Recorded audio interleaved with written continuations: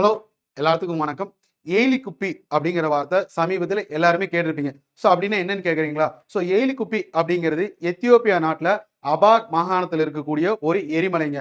எரிமலைங்கிறது மொத்தம் 3 வகைப்படும் அப்படிங்கிறது நமக்கு ஆல்ரெடி தெரிஞ்சிருக்கும். ஸோ அதுல ஸ்லீப்பிங் வால்கனோஸ்ன்னு சொல்லக்கூடிய உறங்கும் எரிமலைகள் அந்த இனத்தை சார்ந்தது வந்து என்னன்னா இந்த ஏலி குப்பி அப்படிங்கிற எரிமலை. கிட்டத்தட்ட 10,000 ஆண்டுகளா இது செயல்படாமே இருந்திருக்குங்க. இப்ப சமீபத்துல பாத்தீங்கன்னா இந்த எரிமலை அதனுடைய எரிமலை குழம்புகளை வந்து வெளியிட்டு இருக்கு. அதோட உயரம் பார்த்தோம்னா கிட்டத்தட்ட 14 கிலோமீட்டர் வந்து உயரம் வந்து இருந்திருக்குங்க. ஸோ இதனால இந்த எரிமலையை சுத்தி இருக்கக்கூடிய செங்கடல், ஏமன், ஓமன் இந்த ஏரியாலாம் வந்து பாதிக்கப்பட்டிருக்குது. இதுல ரொம்ப முக்கியமான விஷயம் என்னன்னா இந்த எத்தியோப்பியால இருந்து 4000 கிலோமீட்டர் தொலைவில் இருக்கக்கூடிய இந்தியாவும் பாதிக்கப்பட்டிருக்கு.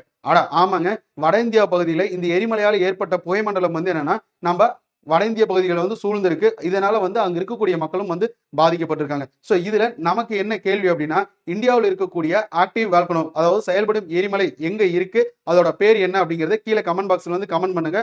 மறக்காம இந்த வீடியோ உங்க ஃப்ரெண்ட்ஸுக்கு வந்து ஷேர் பண்ணுங்க. மறக்காம நம்ம யூடியூப் சேனலை சப்ஸ்கிரைப் பண்ணுங்க. நன்றி.